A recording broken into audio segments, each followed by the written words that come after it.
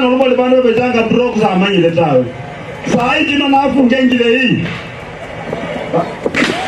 The moment Governor George Natembeya mentioned Moses Wetang'ula's name, the tone at Chwele Market shifted.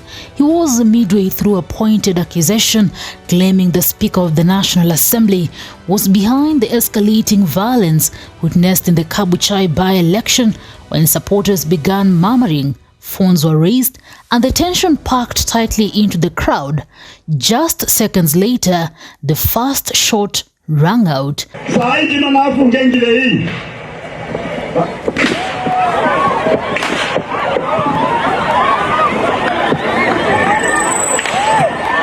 Natembeya had been outlining what he called a deliberate pattern of intimidation, pointing at weeks of property destruction, threats, and aggressive mobilization against any leader backing independent candidate Eric Wekesa. He accused Wetang'ula's inner circle of using political muscle to force the constituency into line. He told the crowd that Kabuchai had suffered enough and that the residents should not fear expressing their choice. He barely finished the sentence before chaos erupted. Gunfire cracked from the rear of the market. Teargas canisters rolled toward the stage. Supporters ducked or sprinted between stalls.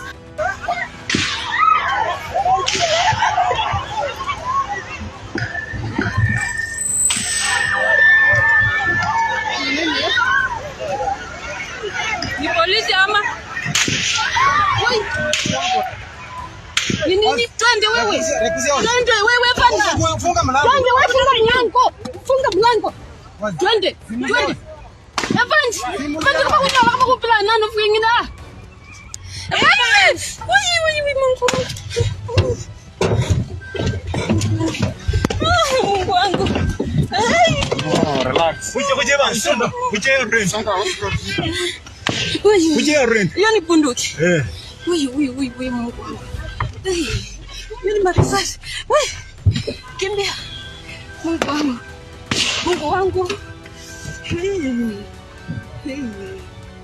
Natembeya's security grabbed him immediately, pulling him out of the car. The rally dissolved into shouts, dust, and confusion. This was the final homestretch rally of the day, the most important stop for Natembeya, Member of Parliament Majimbo Kalasinga, DAP Kenya's party leader Eugene Wamalwa, and several Nzoia leaders who had crossed into Kabuchai to mobilize for Wekesa. They had hoped to consolidate momentum in a by-election already marked by friction between Ford Kenya loyalists and defectors. The attack hit at the precise moment Natembeya was amplifying his claims against Moses Wetang'ula. Witnesses say a group of unknown assailants, described by locals only as goons, moved in from the side of the market just as these accusations escalated. Stones were thrown at the motorcade as the governor's team hurried to retreat.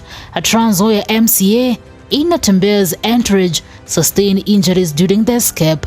Footage circulating on X shows supporters scattering and coughing as Teargas spreads. Another clip: Kabuchai has long been considered Speaker Wetang'ula's political home turf. The by-election, triggered by the death of the ward representative, has revealed unexpected fractures. Nataka tuinue mikono tuseme one time pia sikia. Harambe! Harambe! Majimbo Kalasinga, the Kabuchai Member of Parliament, often aligned with Wetang'ula, has broken away to support Eric Wekesa. Kura sitapikwa hapa Chwele-Kabuchai ward, where I am a voter. I have a right to vote. How does he think that I don't have a right to vote? No bandu bas saende ke musai nabone mu gazette gaba ombunge niye narura nende basa basa kwa chapati kura andi ke mu gazette ali Kabuchai sai alikuja kupimana na Wetang'ula. Kweli bandu base amanyira ndikakhaloma kweli amanyira ndikakhaloma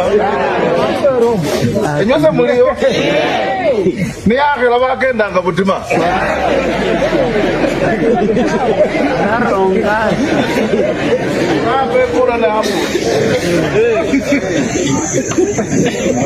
Omwenya ekura seliti patita. Ekura se vya rusi. Ekura.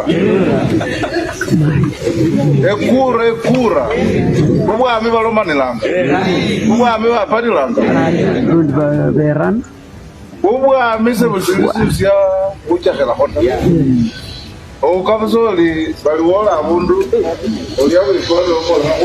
Wamalwa, Ngome, and several other former Bungoma power brokers have joined him, building an unusual coalition that has rattled the traditional Ford Kenya command structure. Natembeya's entrance into these race has further inflamed tensions. The governor's political rivalry with Wetang'ula has played out across multiple counties, with earlier clashes at funerals, rallies, and public functions. The violence he has faced this year, stonings, disrupted meetings, and confrontations, is often interpreted as a symptom of this widening political rift. In Kabuchai, the situation is particularly sensitive. Less than a month ago, MP Majimbo's property was destroyed in what he alleged was retaliation for supporting Wekesa. Early in July, an opposition convoy was stormed in Chwele under similar circumstances. For residents, the events at Chwele Market are not isolated, they fit into an emerging pattern. After Saturday's attacks, chants of Tawe broke out among fleeing supporters, signaling deep resentment toward Wetang'ula's influence in the region. On social media, activists and journalists immediately linked the attack to Natembeya's accusations. Many replaced the exact moment he criticized Wetang'ula and then posted the gunfire that followed seconds later. Natembeya's team issued a statement condemning what they described as a shameful escalation of violence designed to suppress political competition. They maintained that the attack will not halt their support for Wekesa. Online, hashtags connected to the by-election began trending within minutes. Several users accused police of acting slowly or turning a blind eye during the attack. Others demanded a full investigation by DCI, arguing that Kabuchai's political climate had reached dangerous levels. Kenya kwa shimo. Sisi hatumchukii, yeye ni Mkenya kama sisi. Lakini kwa hii kazi ya urais kila mtu anajua imemshinda, si ndio? Ndipo tunasema one term, si ndio? Nataka tuinue mikono tuseme one time pia sikia. Harambee! Harambee! Harambee! Hawa watu wanaamini ati Muluya akiletewa mchele na sio kuletewa mchele kidogo. Police have not announced any arrest. IBC officials urge calms and warn that the by-election's legitimacy will be compromised if the violence continues.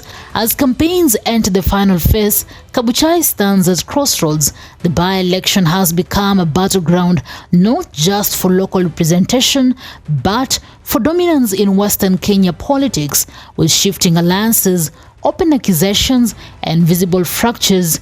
Saturday's attack highlights how raw and high stakes the contest has become. The unanswered question now is whether security agencies will act decisively or whether Chwele Market was only a preview of what lies ahead. Newsroom, Maisha TV, Reader, Kering Chebet.